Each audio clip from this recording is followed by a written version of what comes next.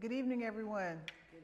Good evening. All right, I'm gonna say it one more time to show the excitement in the room. Good evening, everyone. Good evening. Okay, so this is our second Wisdom Wednesday for January, and we're excited to have you all here, those present and those in Streamland. And Wisdom Wednesdays was designed to start the conversation in our community about how you prepare yourself for retirement. And you may be ready to retire today, you may be 10 years down the line, but it's never a good time not to start thinking about it. So my name is Garbo Hearn, and I'm the director of Pyramid Art Books and Custom Framing and Hearn Fine Art, where our focus is Black culture through literature and the fine arts. So we're glad to have you today. Today our special guest is Mr. Hiawatha J.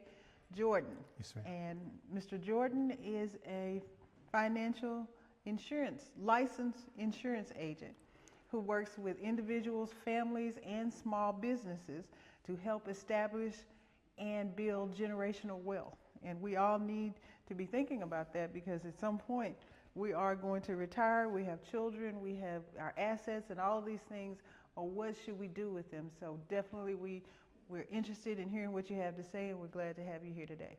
Thank you very much, Let's give Ms. Mr. Jordan a hand.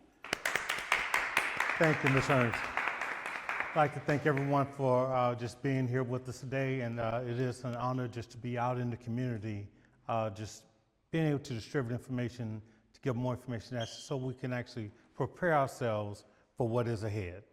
Again, my name is Hiawatha Jordan. Everyone calls me Jay, and sometimes I like to introduce myself by telling people why I chose to do this. A few years ago, I was just sitting back just thinking about, am I ready to retire? And I started looking over my finances and said like, I don't think I have enough money saved up. So I need to do something or get some more information just to put myself in a position to where I don't run out of money during retirement. I've been around insurance pretty much all my life. My uncle owned an insurance agency down in Dallas where I grew up. Went to school, studied mathematics and whatnot, joined the Navy, all those different things. Got out, worked in the school system, worked in customer service for the last 20, 25 years or so. But started looking at how the change of economy, do we really have enough to fall back in? And I was introduced to the PHP agency, which stands for People Helping People, that works in conjunction with the Integrity Marketing Group, which is one of the largest financial marketing organization in the United States.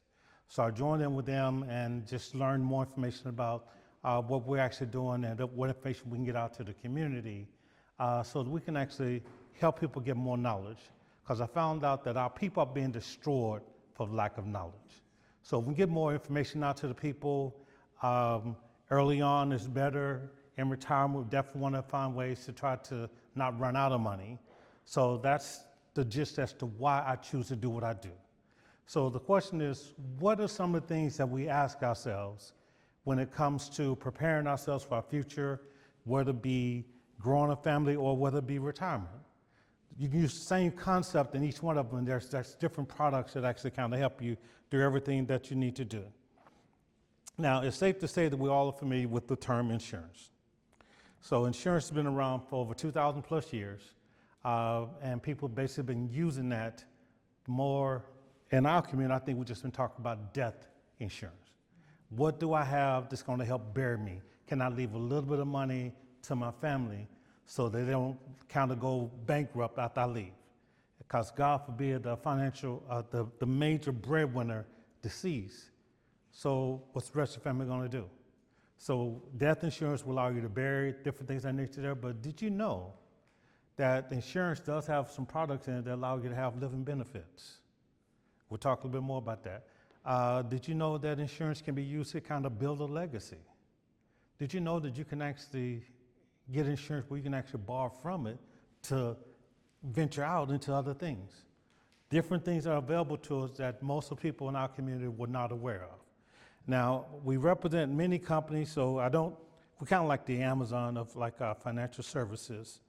But one of the things that I like to talk to people about, have we ever discussed that? How does money grow? Money grows in 3 different ways: fixed, variable, and index. So when you think about, let's say if I were to give you $1,000, what would you do with where's some place you can put that money to kind of keep it active for you? An IUL, that's good. Anyone else? Mutual funds, Roth IRAs. Buy a piece of art. Yes, sir. All those different things. So now it seems like I have a group of people here that are well informed. But some people say, okay, let me just take my money in the bank, put it in the bank. Go to the bank, get a CD. Like I said, most of us were not talked about IULs, about the Roth IRAs.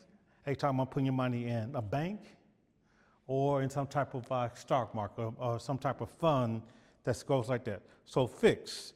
When you talk about fixed, we talk about things like bank CDs, things of nature there, but they're kind of safe. But normally when you put your money in the bank, does it grow at all for you? No. Yeah, little to no growth, right? Yeah, little to no growth, right? And then we talk about with the variables. So what's good about the variables? They have the ability for growth potential. But unfortunately, with the variables, it has an opportunity where it's going to fall. So when we think about variables, think about our 401ks, 403bs, all those other retirement products that we're sold on our jobs most of the time, or in the stock market. Now, it does have the potential to grow, but unfortunately, it does have the potential to where it's going to lose. So it's not if you're going to lose, but it's when and how much. And then, like we said, the index, like you just mentioned, the IULs, that is a product that pretty much allows you to get the best of both worlds. It's attached to the stock market, but it's not in the stock market. When it grows, you get some of the gains of the growth, but when it falls, you just stay level. And it's kind of look like a stair step. Now, so that's kind of like different ways that money grows. Now, when it comes to money and whatnot, and if I was to ask you, if you had options to put your money in a home, what are some of the homes that we actually would use to put our money in? And I'm going to do something very quickly here. I'm going to have my assistant help me out a little bit and pass those forms out while we prepare for this very quickly here. So, when I look at the various homes of money, I think most of us are familiar with these three. Banks, real estate, stock market, and then there's a fourth one that we want to talk about.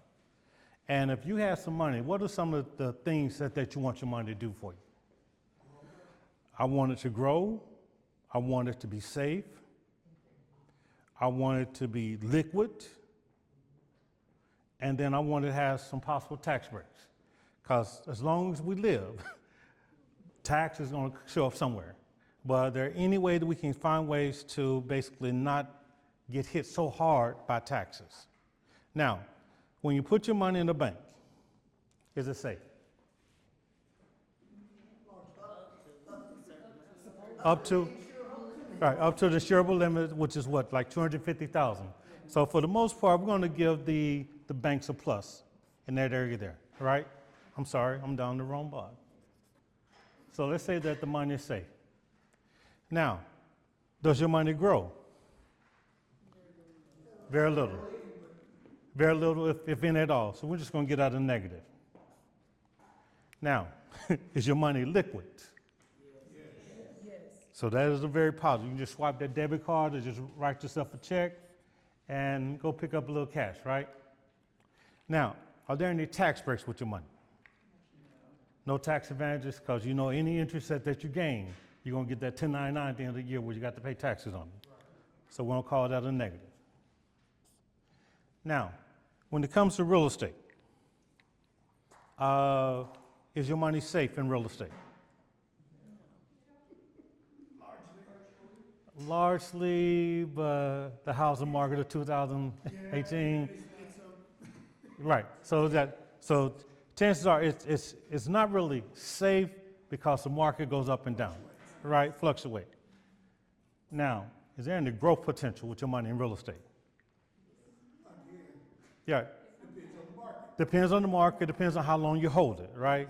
So because I think that most of us, as the cost of everything goes up, I think that anything that you have in real estate, if you hold on to it, it does have potential to grow. Has the potential. So I'm going to give that a plus for growth. Now, liquidity. Can you get your money out of real estate in a timely fashion? Right? Because if you put a house on the market, huh? Depends on how much time you have. Yeah. So for liquidity means that can I go get this money within like 24 to 72 hours? Yeah. No. So chances are that ain't happening. Okay. Now, are there any tax breaks for having your money in real estate? Yes. As long as you hold it there are write-offs that you can get for being homeowners and things of that nature. So that actually works for us.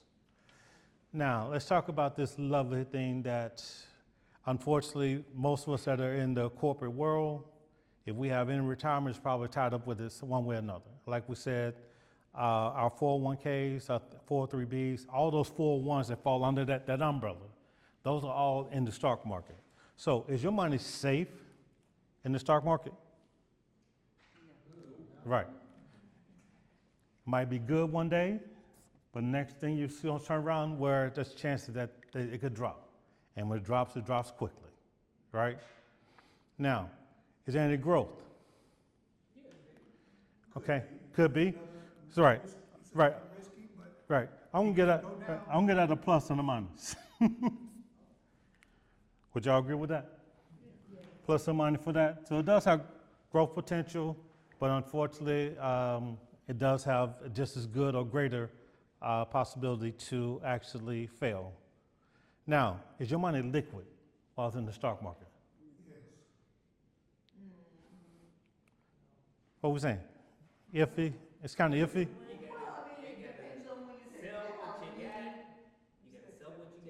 Uh-huh. To make what you got.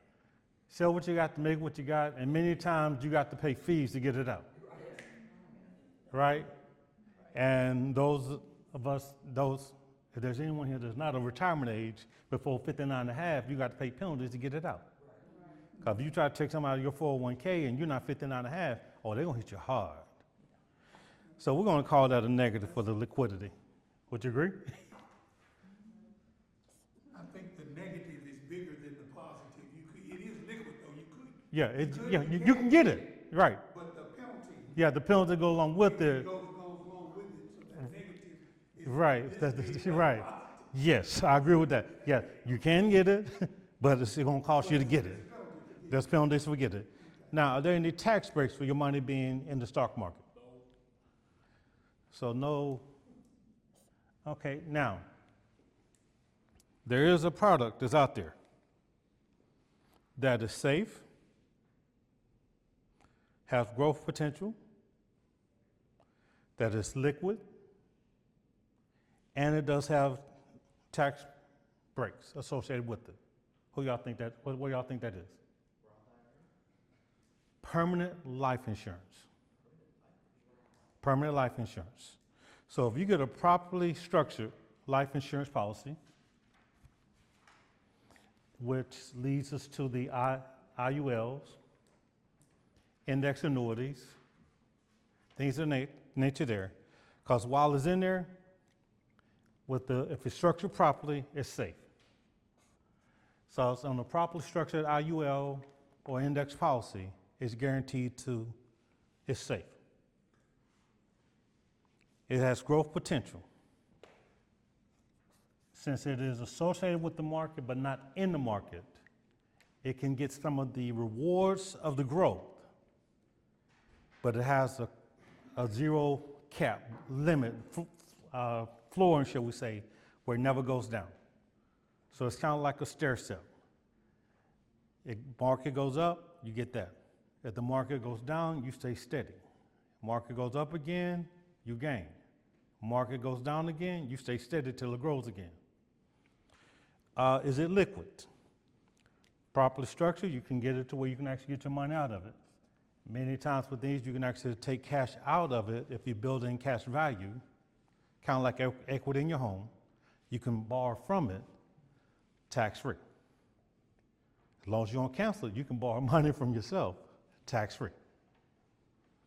And then it does have tax breaks, because if you can have your money growing to where the compound interest goes back into it and you're not really using it, you're growing but not paying taxes on it at that time. So that's pretty much what we do. So that's 4 homes of money. Any questions, concerns about what we said about the 4 homes of money? Now, another thing that I like to ask people when it comes to retirement, what do you need your retirement to, or what things come to mind when we think about retirement? Think about having enough money to kind of get us through our latter years.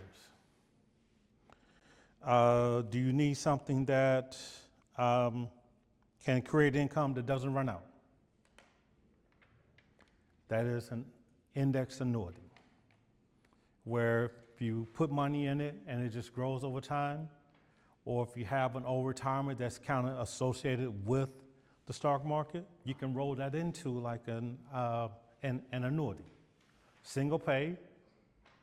If you have any jobs that you moved away from that you're no longer there, you can roll that into an annuity.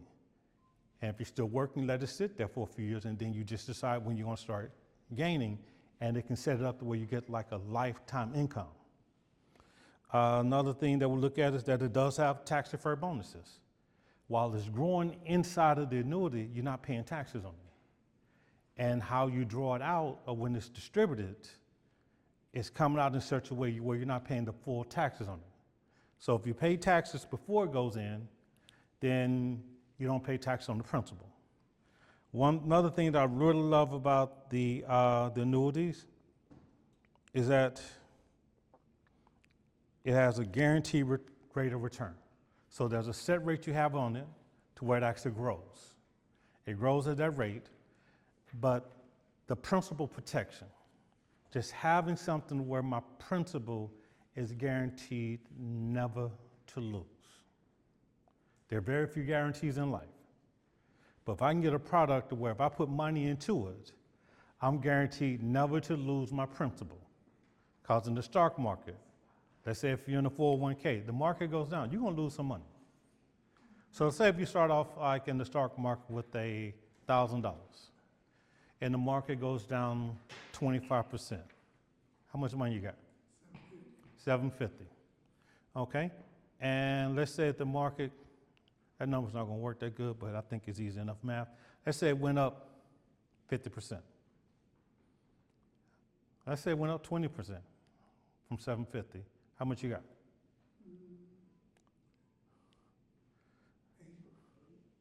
8? 8? So we still ain't got to 1,000 yet.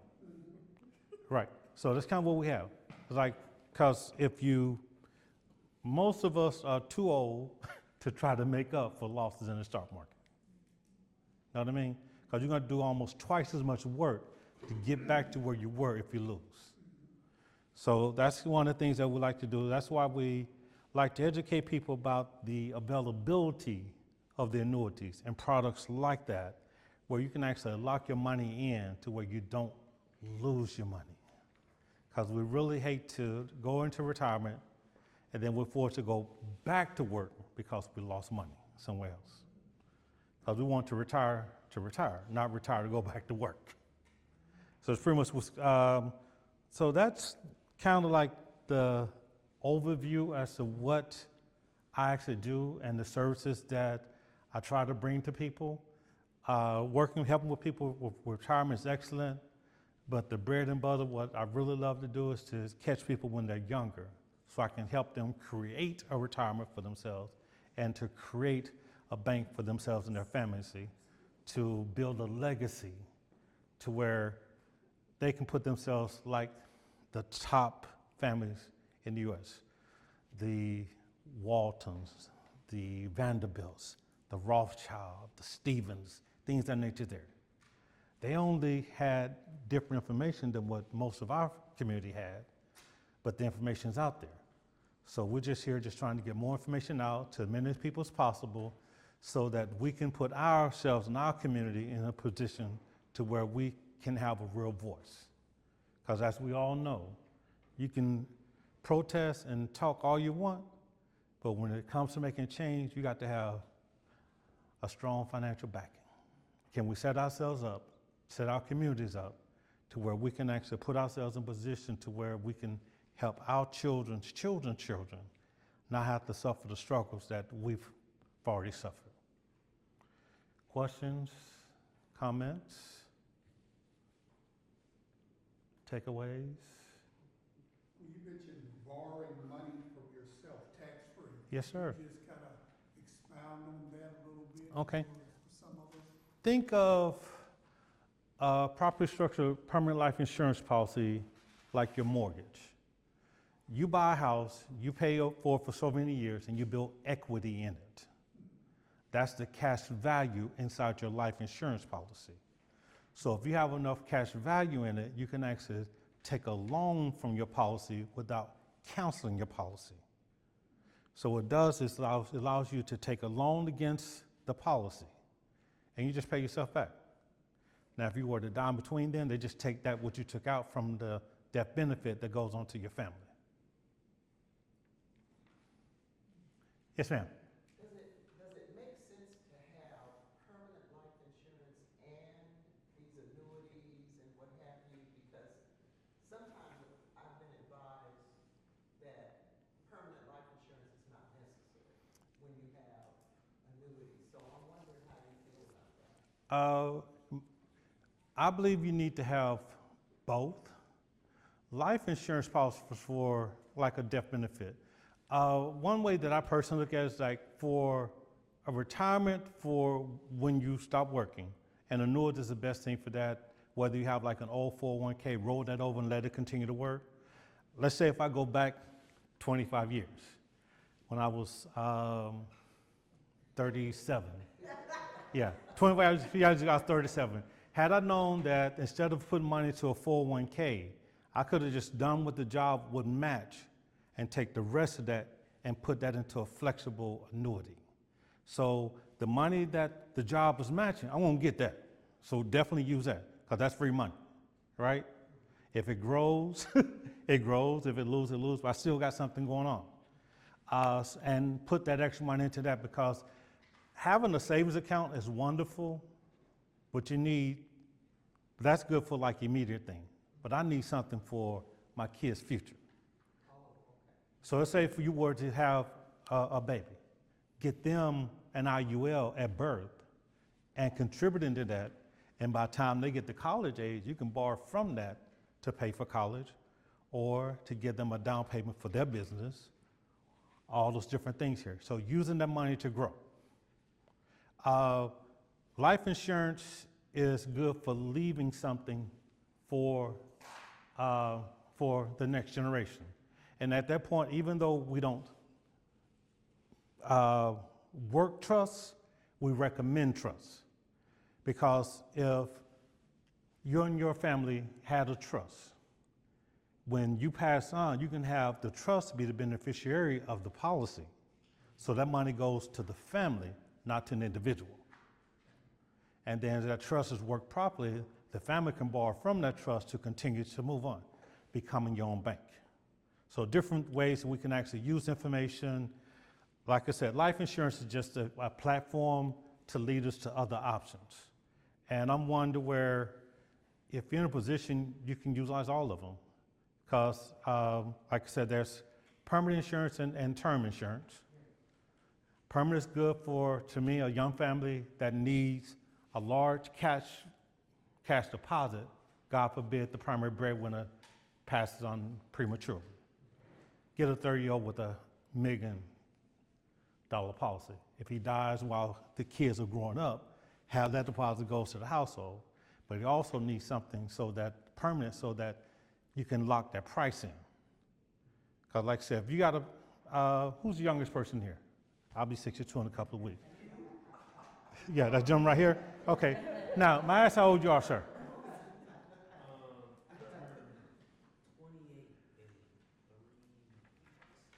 28. Okay, so he's under 30.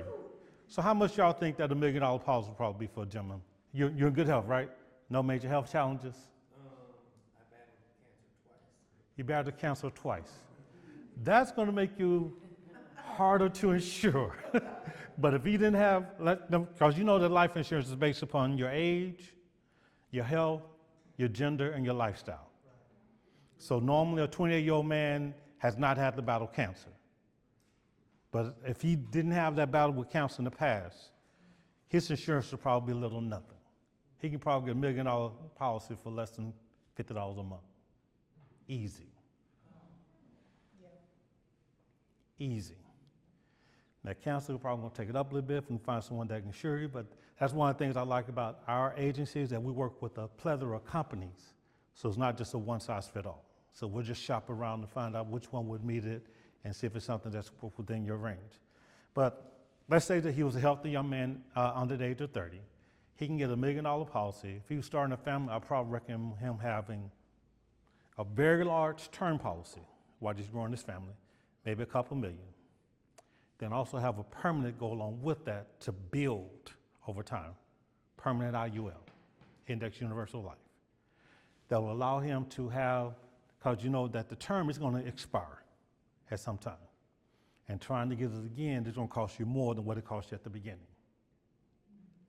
So that's how we kind of get more information about the life insurance out into the community to find different ways to kind of use it to counter what actually works for us. But like we said, for retirement, it's just that most people in retirement age, the best I can do for them is if they have any old 401ks or old money that's kind of in a vehicle that's directly exposed to the market, help them to roll it over into an annuity to where they can lock it in at a certain rate. And when you roll your money over, many of the companies that we deal with give you a bonus for moving your money. So say if you move $250,000, you move that over to the select company that we choose that actually covers that, they might give you a 10% bonus just for moving your money and letting it grow and let them grow it for you. That's one thing that I definitely like about that. Just giving people options to where we can actually set ourselves up to where we're guaranteed not to lose any more money. And we can set it up to where we have that distributed so we have a lifetime income for the rest of our life. Yes, sir. Got another question? No, you were talking about someone under 30, but what about us that are a little more mature? We'll say? A little more mature. Like I said. Something that, I mean, Right. You know, we may have some things in place. Right. Yes, sir. But what can we do to enhance to make sure that we are able to leave that nest egg for our family, our Right. children, grandchildren? Yes, sir. et cetera? Now, not saying that those of us that are of age are uninsurable.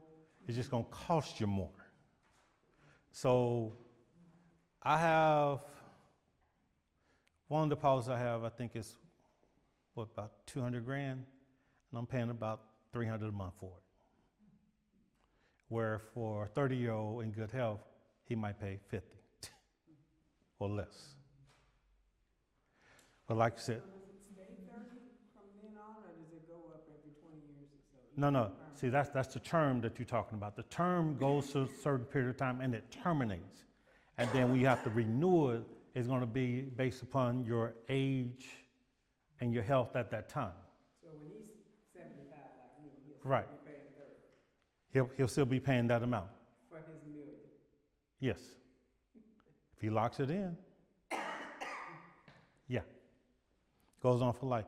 And let's say, for instance, if he had $1 million policy before he's diagnosed with cancer, because of that diagnosis, it has what we call living benefits. So under certain situations where critical terminal illness, things like that, you can make a withdrawal from your death benefit to kind of help you live while you're living. That's the part I really love about most of our properly structured permanent life insurance policies. It has that living benefits. because there are like some reports that some people basically get insured, get the policy, then they go to the doctor and get this diagnosis. They locked in at their price, no matter how your health change. That's why I like talking to young families, get these kids insured before these illnesses come up. So you're kind of locked in on that. So you have something going on with that line there. Yes, sir. I just asked that because our TVs are bombarded with $9.99 plans. Yes, sir. And everything, and so, but I'm pretty sure they're at the $200,000 price tag that you just mentioned for the Right. policy, so, Yeah. would a smaller amount, of course, would, I guess, would translate into a lower premium Yes, sir. amount for. Yeah. Normally, what I've noticed that those of us that are seasoned citizens, shall we say, getting large life insurance policies is going to be too expensive. But if you need something for like final expense, something just to make sure that you're taken care of, hopefully over your life of working, you make some contributions to some type of retirement plan, whether it be an old pension for those of us that are old enough to have benefit of those, but now the 401ks and these other things that's under that umbrella of 401, getting some of that and rolling that into like an annuity is what will probably help you do that, because it used to be those like three-legged stool for retirement. Your saving, your Social Security, and your pension. Now, Social Security is what it is, and for those that come behind us, they might not have any. Who knows? Savings, most of us were not taught to save properly. And then pensions are pretty much gone away. Now we got the 401ks, but with the way that the stock market's been running the last 10 years or so, a whole lot of people have lost a large percentage of that 401ks, especially since COVID. Because I know mine dumped a whole lot during COVID. That's before I got introduced to PHP. Because I was made change. Okay, let me just give y'all what y'all gonna max. Let me just take this extra money, move it over here, and just let that work for me. So just doing this right because we have to make sure that, especially when we're talking to our kids and grandkids, having insurance at work is fine, but you need to have some out of it, because if it's something that's associated with the job, you got to have some out of it, outside of the job. So yeah, get all you can get. I don't ever think you can be overinsured. That's just my own opinion. You can never be overinsured. Now, there's a whole lot of people that are underinsured, so they can actually do what they need to do. Anyone else? Comments, concerns? Anything resonating? Yes, ma'am. I may have missed this part, but were you talking about the insurances that are being advertised on TV as death? In other words, the only purpose you want that money is for your burial expenses and what? Yeah, I mean, most of those insurance advertised on TV, those are probably like, what, $9.95 per thousand? Right, like a final expense. So that $9.99 is per unit, and that unit is probably 1,000. So yeah, to get, let's say $10 a thousand, 10,000 will cost you $100, 20,000 cost you 200,000. I mean, $200 a month. So yeah, 20,000 costs you about, yeah. So it's, yeah, that's probably like final expense, just to have something to put you in the ground. Yes, sir. Okay. Anyone else? Like I said, I don't talk down any product, whatnot. I just want people to be advised about, look at what you're getting and making sure it's meeting your needs. And definitely shop around. Because I definitely want you to kind of get the best. But like I said, that's one of the things I love about the agencies I work with and the multiple companies we deal with, like the Mutual of Omaha's, the F&G's, American National, Aetna, Pacific Life, like a whole different number of companies we actually deal with. Because like we said, there's no one size fit all. I don't represent just one company. I probably have access to How many comes some license with like 499 plus. 499 plus that are available?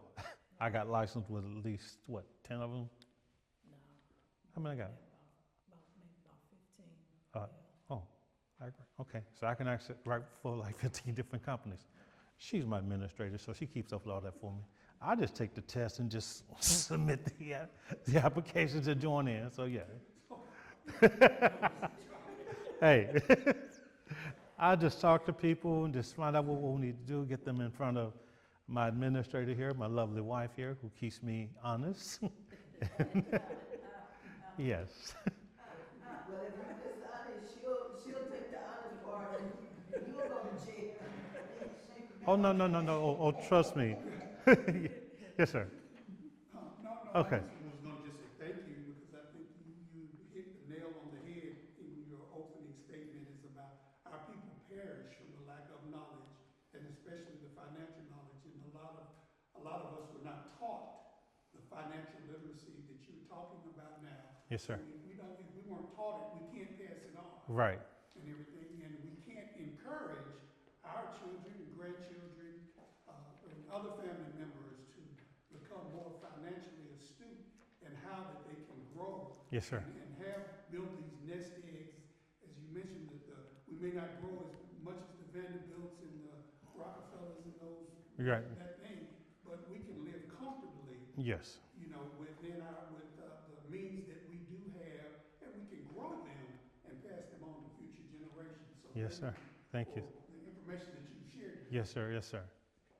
Anyone else? Can you talk new tax Credits that have just been introduced in 2026. Have you examined them and know how they benefit the population? The new tax credits? No, I haven't looked at those specifically. I just know that if you can set up your money to where we can avoid some of the taxes, because like I said, entrepreneurs are the ones that actually got the break, shall we say. You got to have something to write off. Too many of our people have grown up and just work for other people, where you're building other people's businesses, and if you don't have some type of business write-off, for the most part, you are being overtaxed, if you ask me personally. And if we can get more people to do something for themselves, a family business, or get into something where they can get some type of business write-off, they can find ways to kind of pay less taxes. But like I said, being able to utilize like the insurance as your personal bank, shall we say. It's not that you can jump into it quick and kind of pull it out, but over years. Have we been told coming out of high school or coming out of college, the benefit of putting money into permanent life insurance? Even before the IULs came around, I think, in the late 80s, we still had the ability to use whole life, but we were not taught that. So many of our people did not take advantage of that. So that's, yes. We didn't have money either. I read a lot of people, we didn't have the money to. So not only were we not taught, but, for a long period of time, we didn't have the money. Yes, sir. No, I definitely understand. I mean, because like I said, with having the money, and please don't take offense with this statement here. Okay. I'm a strong believer that whatever we want, we can find a way to make it happen. Too many people, no. See, some people think that I'm too hard on some things, because whatever you want, if you really want it, you're going to find a way to make it happen. But if you have but it's only if you have the information. Just how we talked about giving in church. We knew that we had to return to God part of that which what He's given us. But have we also been taught that we need to pay ourselves too?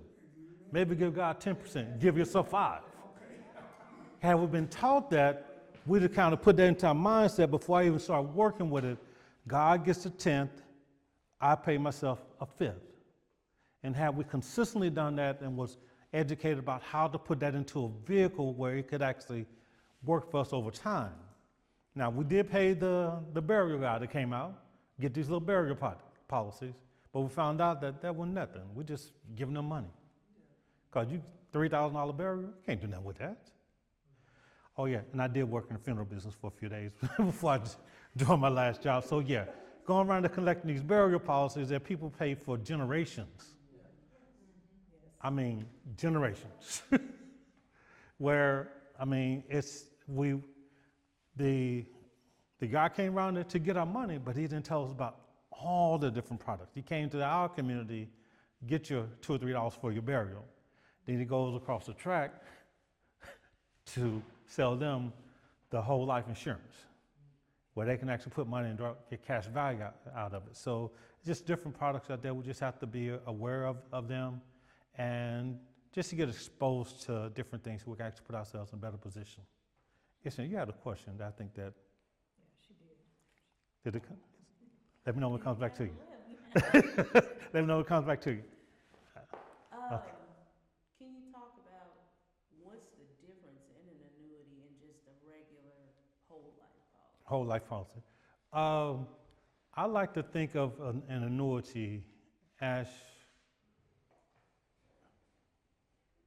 actually it's very similar. It's, whole life policy doesn't have that compound like an IUL, a properly structured annuity.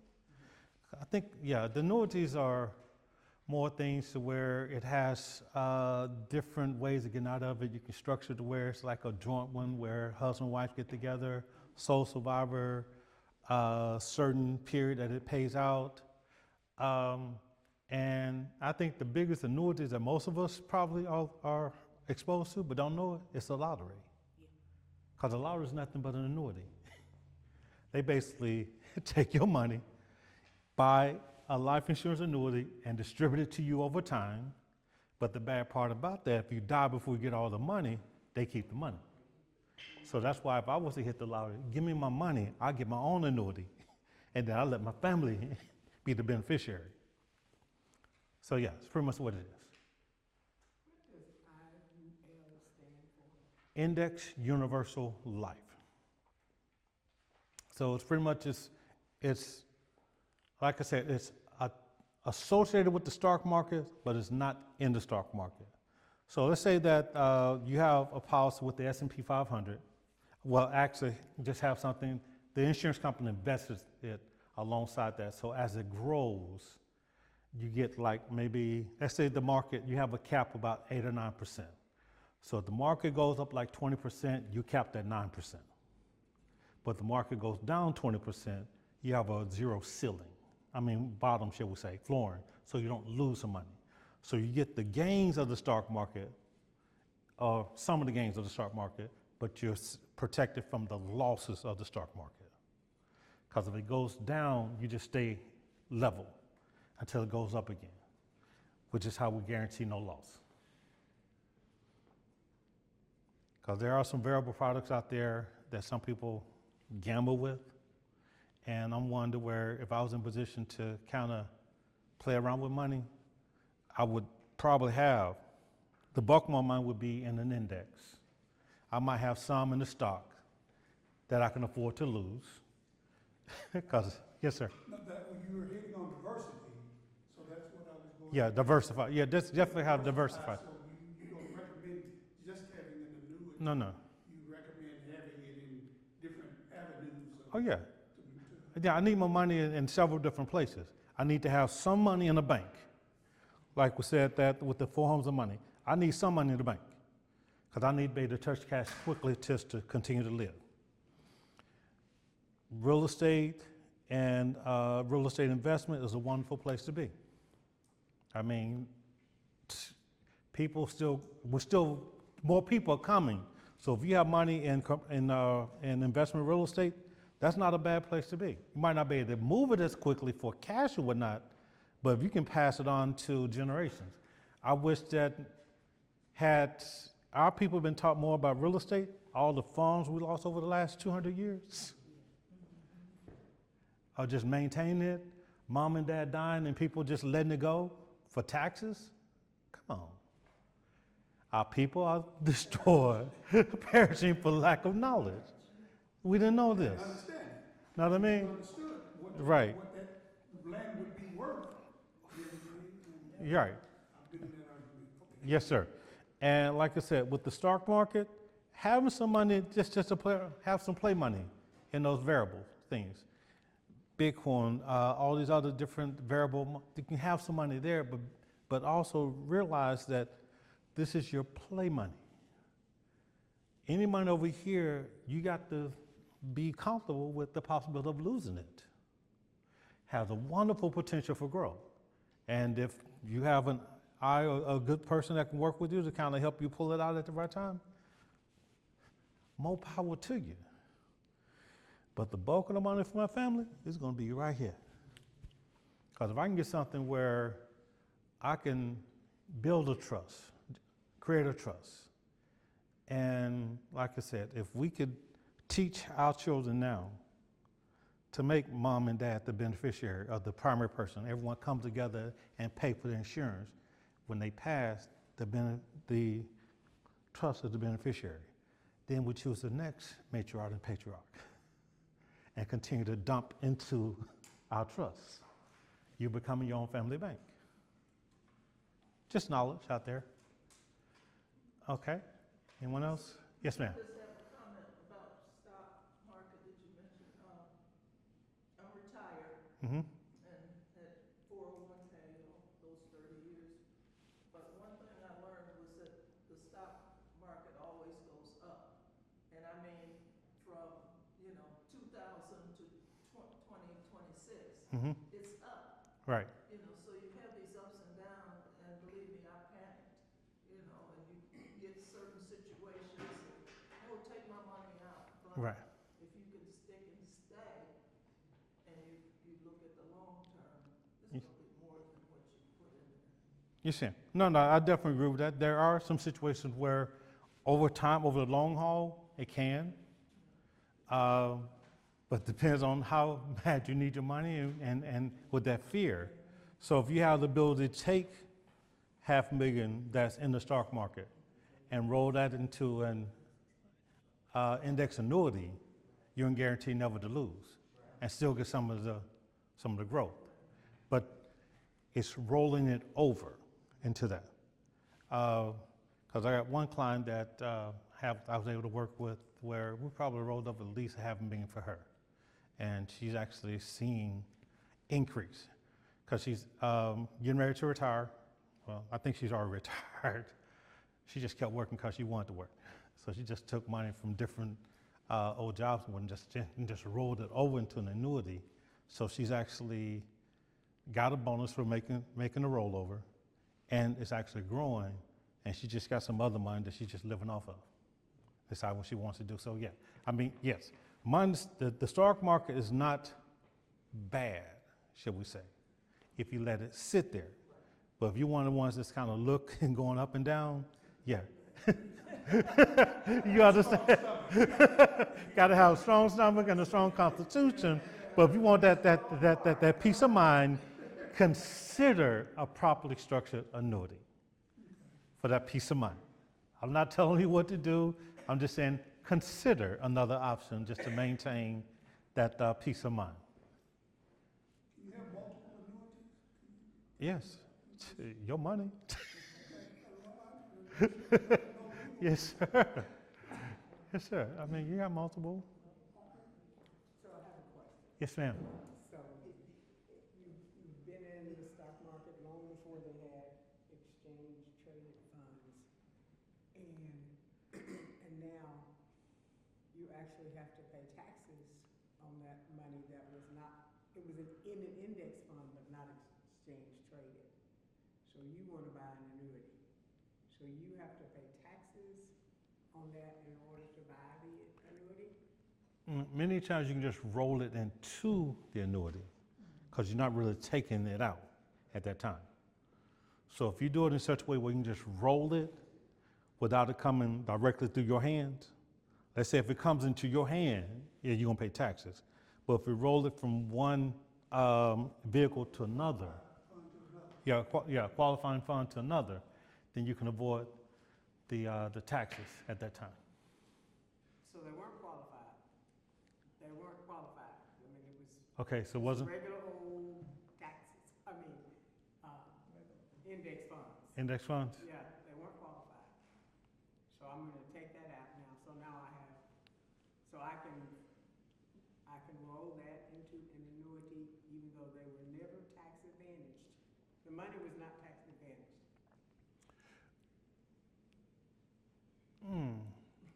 Yeah, no, I understand the question. So it's in a non-qualified account and you want to move it into an annuity. Yeah. But I don't wanna pay that big tax. No, I understand. Yeah, Yeah, she's moving she would be moving non-qualified money, and she would probably have to go through the 1035 exchange. 1035, yeah. Now you know you're speaking Greek. Yeah. Oh, I'm sorry. I'm sorry.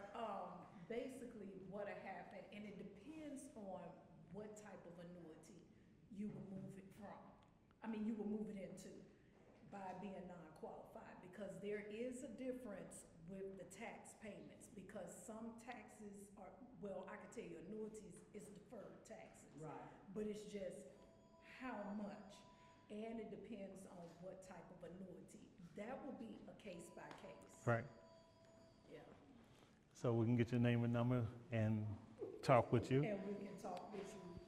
Schedule one-on-one. Schedule a one-on-one with you and be able to talk to you more. Okay. Anyone else? Yes, ma'am? So I just got an email and it said, Phyllis,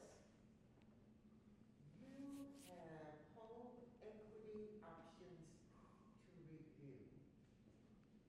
It said you can borrow up to $71,000 on your current mortgage. Mm-hmm. Okay. But then it says, I can choose a 10 to 20-year term to pay that money back? Is that? No, I definitely understand what you're saying. Now, that's something that one of our business partners he wrote a book about, Keep the Keys, where if you have equity in your home, instead of rushing to pay the house off, borrow from the equity and invest that into an IUL. But I have to And pay that money back though, right? That's not my money. no. See, but let's say that now this might not affect you, but it probably will affect me, have too much time left on my mortgage. If I have equity in my home, I can take that money out and put that into an IUL, continue to make payments on the mortgage, but God forbid something happens where I can't go to work. I can borrow from the insurance policy to continue to pay the mortgage and not lose my house. When you said you could take that money out, Let's say if let's $1,000 house, you owe $40,000 on it, so you can take 60 out. you can take the equity from your home The equity, yeah. and move that into an IUL. Let that IUL build. You're not borrowing it, Right. you're just going to equity take out. Yeah, just taking the equity and just moving it into like an IUL and just buying IUL. Because this is more for younger homeowners whose homes are not paid off. And you have equity in it because if the real estate's up, we can get money out of it. If you can take that money and move it somewhere where it can work for you. Because a whole lot of us have been taught that, yeah, make extra payments toward your mortgage, make extra payments toward the mortgage. But say if you lose your home, lose your job, and you don't have no more income, I don't care how much you can give them toward that house. If you can't make those payments, they come to get that house. So if I can take the equity and move it somewhere else and let that money work for me, if I lose my job or if I have a health challenge where I can't work, if you build that IUL properly, it has living benefits to where you can get money from that to continue to pay your bills. So I'm so confused. So the $60,000 equity that she took from the house, Right? she don't have to be paying that off? No, all she's doing is just taking that money and moving it somewhere else. So she can take the equity out of her house, because all she's doing is she's going to finance the house, right? Taking the equity out. She's still making mortgage payments. But that money that you took out, instead of you going and spending it, like some of us have been consumers and not really savers, you can put that money where it's working for you. Yeah, but she increased the amount of her mortgage by taking that out, didn't she? Maybe, maybe not. She might not, Yeah, because it see, depends on what was her interest rate at the time. right, depends on the interest rate at the time and what, because you're still making the house payment. And if you have like, in my opinion, if you have like multiple policies, like a mortgage protection policy on the house, so that something happens to you before you pay the house off, the insurance policy pays that off, you haven't messed with that. You still got that policy. But you can take that equity and move it somewhere else where it's working in an IUL.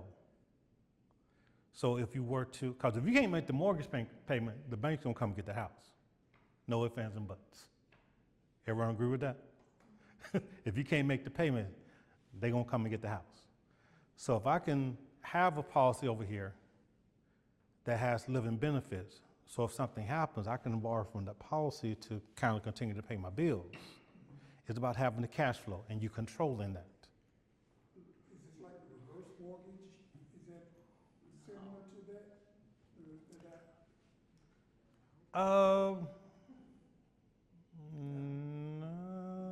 No.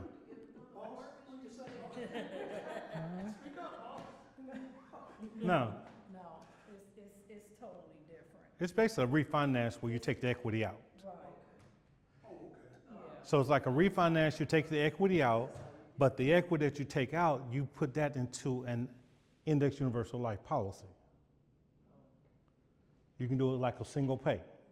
Well, was No, no. with her on that. Right. I said that if you take the equity out, is there not a payment that you have to make on that you take it out?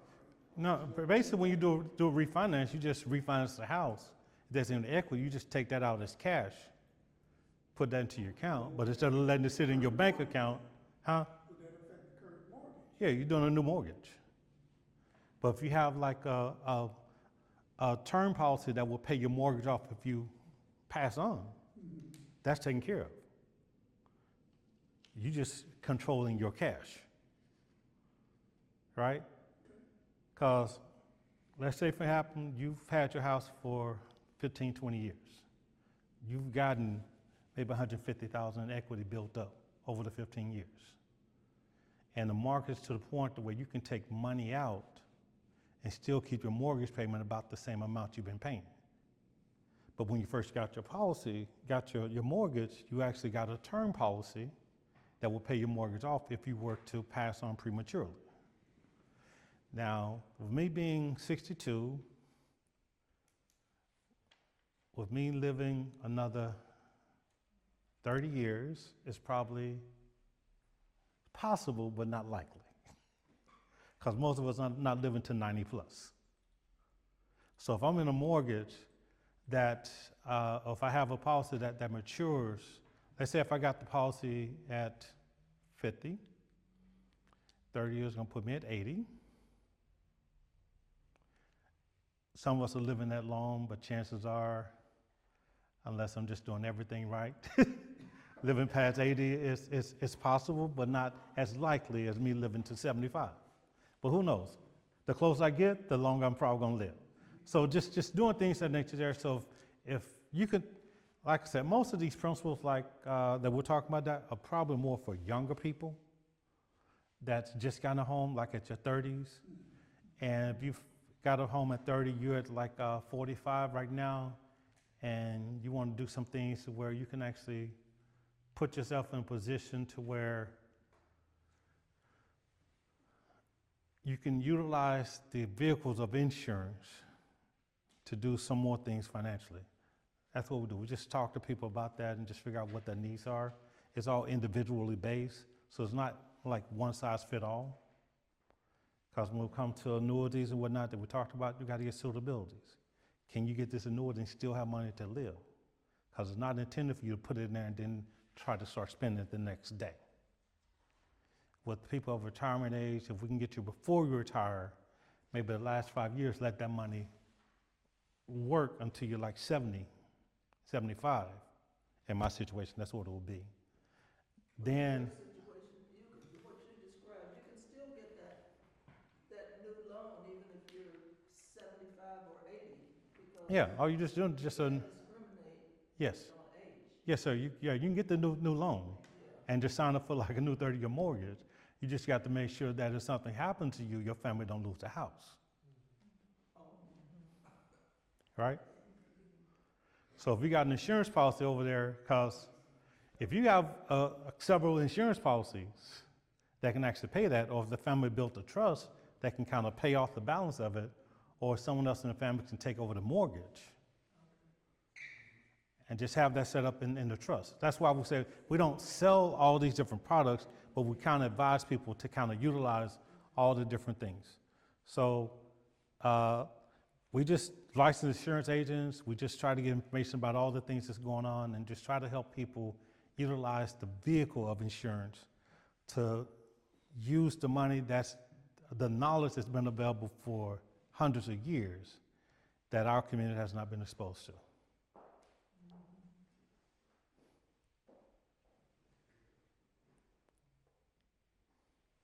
How much time we have? Oh man, we're 2 o'clock now? Okay. How much time we go with this here? I didn't know how long Ms. Gargo gave us. I'm just trying to help the people. Huh? Okay. I was afraid I was going to be able to go 45 minutes. Thank y'all for helping me do this. Yes, ma'am. It's been my pleasure. It's been my pleasure.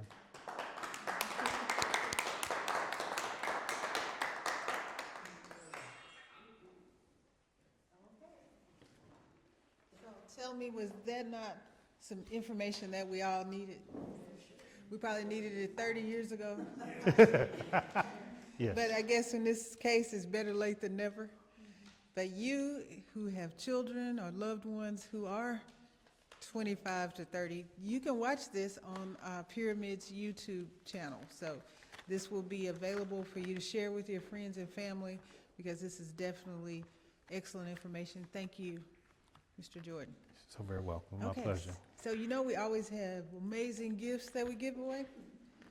So this time, the gift is a one-on-one consultation with Mr. Jordan.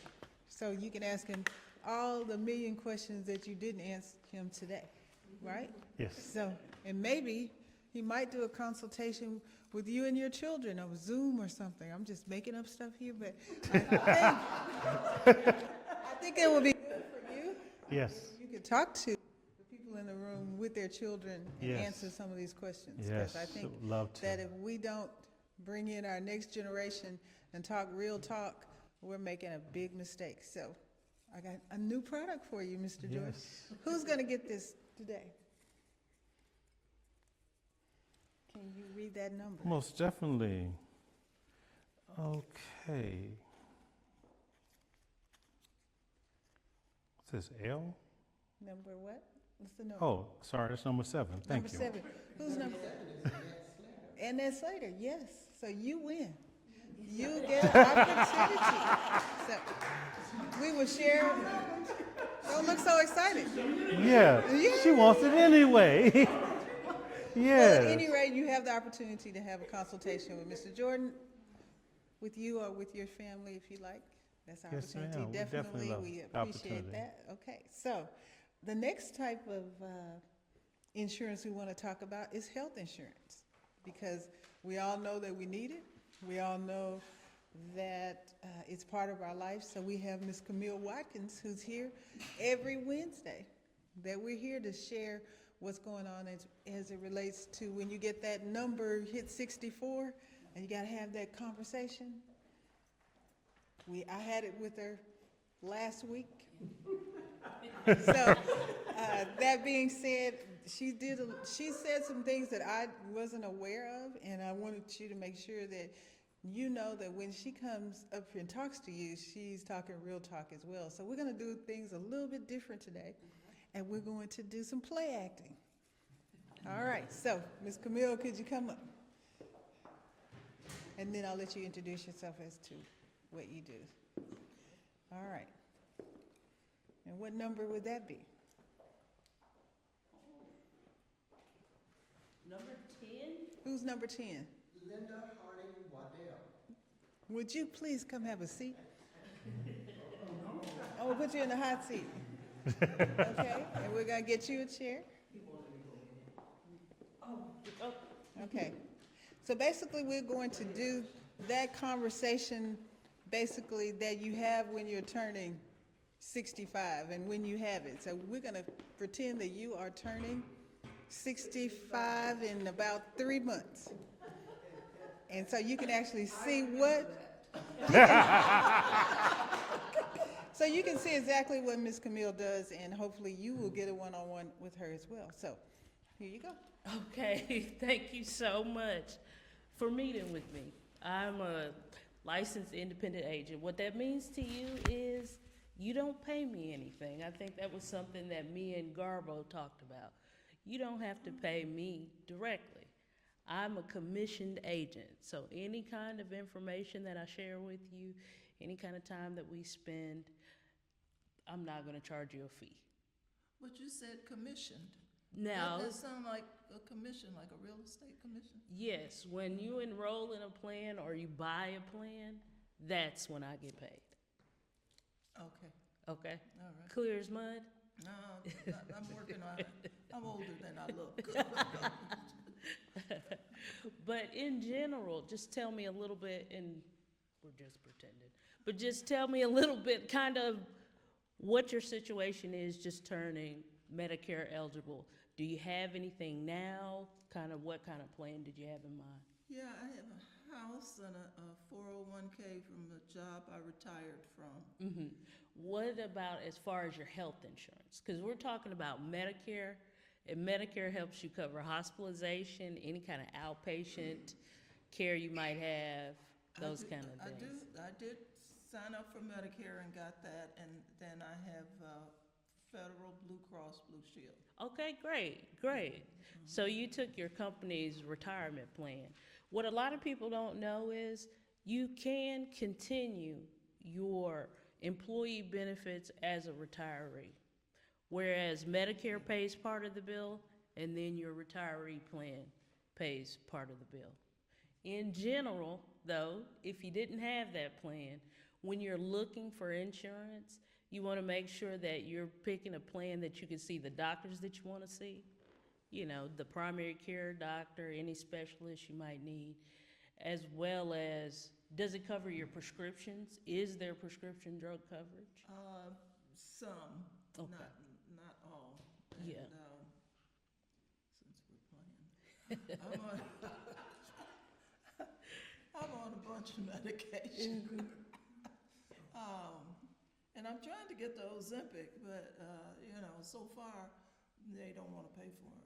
Oh, yeah, the Ozempic is a high request right now. Yeah. Just depending on the plan you choose, some actually do cover Ozempic, but really when you're looking for plans, you just have to know, is this plan gonna cover the prescriptions I need, most of the prescriptions I need, and at what cost? Right. So that's what you're blood looking pressure, for. The blood pressure medicine is pretty much covered. But if I just go to the doctor, if I have a backache or, I need some kind of toe surgery or something like that, I find that it's not really enough to cover. Right, and that's something that you have to look at every year. Again, your annual enrollment as a Medicare beneficiary is October 15th till December 7th. Mm-hmm. Every year, make sure you have your current plan information and sit down and compare for next year. For example, you said Ozempic. This year, Ozempic might not be covered in your plan, but next year it might. So those are some of the things that you have to consider when you're looking for your plan. And that's a good reminder to sit down and look at the book, because I do get it in the mail. Mm-hmm. About Medicare. Here's your changes or whatever, but I've just kept whatever I had. Oh, yeah. So I need to probably pay better attention. Yeah, and two, something else to keep in mind, even this time of year, from January all the way to March 31st, you can make changes to your coverage depending on the plan that you have. Okay. So that's something to consider. But again, you have to just examine the plan and see how it works for you. You know, do you need a plan that has vision? Do you need a plan that covers Yes. dental? Yes. Those kind of things. Yes. And so definitely. where the variation in the plan is the premium, and again, making sure you can see those dentists and going to the pharmacy that you need most. Right. Mhm. Got it. Is Medicare free? Medicare is not free. Really, nothing is free. Right. Medicare is paid for one of two ways. You have Part A that's paid for through all the years you worked. If you Right. looked at a pay stub or if you had to pay, you know, as an independent contractor, you know that you paid Medicare taxes. That's what covers Part A, which is inpatient care, which is only things like hospital stays, hospice care. But most of our care nowadays, especially, is outpatient. You know, you may see your primary care doctor a couple times a year, or you may need to see a specialist or even have an outpatient surgery. With that benefit, you do pay a monthly premium. Through your Social Security, most people are going to pay their Part B premium. Right. Part B comes out every month before you receive that payment. This year it's $202.90. Now, that being said, a lot of people now, this is a good tip to remember. You don't have to collect your Social Security just to get your Medicare benefit. I don't know if anybody knew that. You do not have to collect Social Security to get your Medicare benefit. One thing to keep in mind is you still have to pay that Part B premium. And what happens, well, you and Social Security work that out, where in general, you're gonna send your payment in every month instead of it being deducted from your Social Security or your retirement account. So that's something to keep in mind. And once you've enrolled, they send you out your statement and let you know, this is where you send the payment, this is how much your payment is. Right. Yeah, so that's something to keep in mind. It isn't free. So that's part A and part B? It's Part A and Part B. Now, Medicare in general, as you know, has 4 parts. You've got Part A and Part B. That comes directly from the federal government. But what you may see a lot of advertisement for is actually Part C, which is Medicare Health Advantage. Who all has heard of Medicare Health Advantage?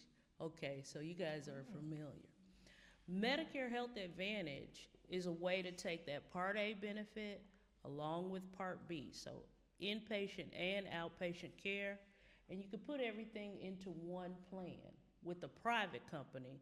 Aetna is a good example, United Healthcare is a good example, there are several others. And then the final part of Medicare is Part D, the prescription drug coverage. We Yeah. talked about, like, is Ozempic covered, is lisinopril covered? That is what Part D does. And you can choose several different ways to take your Part D benefit. You can choose one individual plan, or you can put it all together in that Medicare Health Advantage plan. So one thing that you gotta keep in mind, with Medicare, it's not necessarily, am I making a good or bad choice? Is am I choosing the right plan for me? Like in your case, you've got Medicare, you've got your retiree plan. Someone else may do better in a Medicare supplement plan and a Medicare plan. So it just varies from person to person. And Yeah. whether you take prescription drugs on a regular, Right. or not, yeah. Right. How you use your prescription drug coverage does affect what kind of plan you may need. You may want to get a more expensive plan that may have better prescription drug coverage. So that's something to definitely keep in mind. But it is not free. You're paying your No. payroll taxes and you're paying your premium once you actually become a Medicare And it's- beneficiary. And beneficiary is a good word, because it is beneficial. Yes, Once you're not working, yeah, yes. and you get help with that, with the bills from the doctor, because you will be going to the doctor frequently. I go every month for something, I do, honestly. Yeah. That is not a joke, it's always something. Yeah, And that's one good thing too about Medicare. Some of those limitations that you may have in your group policies or individual policies that you had before you were Medicare are not necessarily there once you become a Medicare beneficiary. Yeah. So why do I have to do this when I'm 64? Oh, yes. Oh, it's- One thing that you have different options when you're aging into Medicare. One thing about Medicare is this: Medicare itself is not going to deny you Part A or Part B. But I know a lot of people hear about Medicare supplements or a Medigap plan. One thing to keep in mind about your Medigap plan is it is not health insurance. It is a private plan that supplements Medicare, meaning whatever Medicare pays, that supplement picks up the rest. It only pays with Medicare. But you have to pay for that. You have to- pay to have that. Mm-hmm. Yeah. Depending on the plan you choose, you're gonna pay an additional $150 to $200 a month. A very important thing to consider with supplements is a Medicare supplement, again, is private insurance, so that means that the plan can take your health into consideration when you're first enrolling in the plan. Why that's important to consider when you're 65 or 64 and a half, they cannot count your health for those first 6 months once you turn 65. A Medicare supplement can. Oh. So it's always important to review before your plan goes into effect, before the Medicare becomes effective, so that you can have guaranteed acceptance in the plan. And when am I penalized? How do I get penalized if I don't make a choice? Oh, that's something else. Medicare does include penalties. For example, if you don't enroll in a prescription drug plan, say you're not taking any medication right now today, you're 65, you're Right. just enrolling. If you don't enroll in a prescription drug plan when it's first available to you, and say you wait years down the line, you're gonna be charged 1% of the national average cost of a prescription drug plan. For every month that you could have been in the plan, Oh. from now on till you stop using the plan. So just for example, So this go is, ahead Go ahead and enroll. go ahead and because you're gonna be enroll, charged anyway. just to Something. avoid a penalty, because Yeah. you have to have what's called credible prescription drug coverage. An example of credible prescription drug coverage is for veterans. If you're taking advantage of your VA benefits, that counts as credible coverage. So you don't have to enroll in a Medicare plan right when it is. Yeah. But you need to enroll in the coverage when it's first available to you to prevent a penalty down the line. Say you're fine, 65, no prescriptions, everything's great. You turn 75 and they finally approve Ozempic for you. And you say, hey, I want a prescription drug plan to help me pay this premium. Well, you were not in coverage for 10 years. You're going to have 10 years worth of premium penalty on top of whatever your plan premium is. So say, for instance, you choose a plan and the premium's $20 a month. That's fine, but your penalty is $80 a month. For that same plan you could have paid just $20 a month, now you're gonna pay $100. And you're gonna pay $100 from now on out. So that's something to consider. So the time that you enroll is very important. Enroll when you're eligible. Yes. Is that true of the Part B also? Because a lot of people have, they're on their husband's insurance and the husband passes away.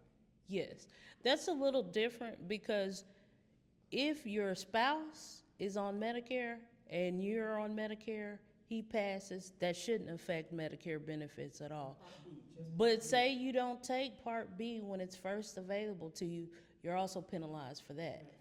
And you carry that penalty again from now on out.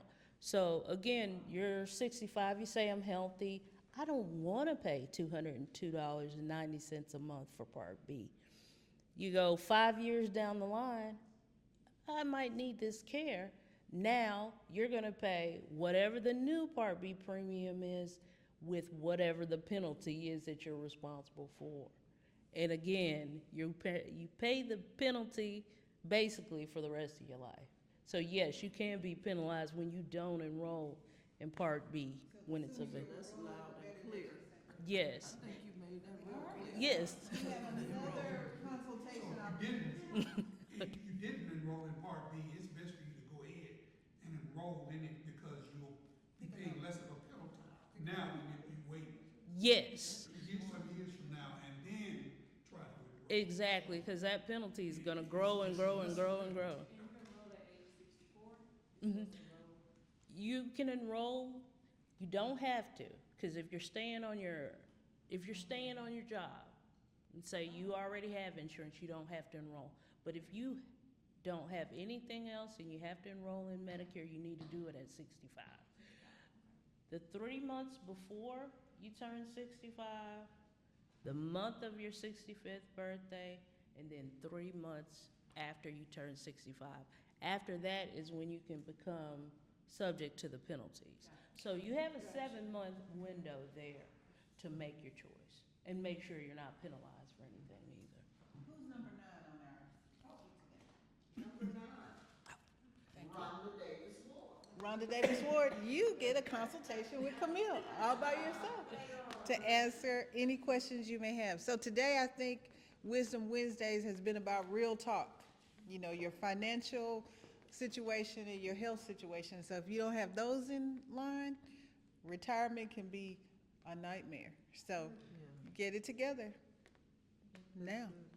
Okay. Well, thank you, Camille. Thank you, Linda. All right. So we move on to February's Wisdom Wednesdays. So February 4th, we'll have Ms. Carla Daniels. And guess what she's going to be talking about? How to select a caregiver. This is very, very important because you don't really want to wait till you need a caregiver to select a caregiver. You want to select someone that you trust, someone that will take care of you, and it may not always be your children. And if it's not your children, but I'm serious, this is a really serious conversation to have. My mother lived till she was 97 years old. She started with her caregiver when she was 75. So she was her companion first. They got to know each other. They were friends, and it became a family situation. But you got to think ahead when it comes to we are at some point going to be old, and we're going to be like needing some help. So keep that in mind. So this is a very important session to show up on February 4th. On February 18th, okay, we got this big house. We don't need it anymore. How do I sell my house? How do I downsize? And Becky Finney will be here talking about that. So serious, serious conversations that we need to have and think about.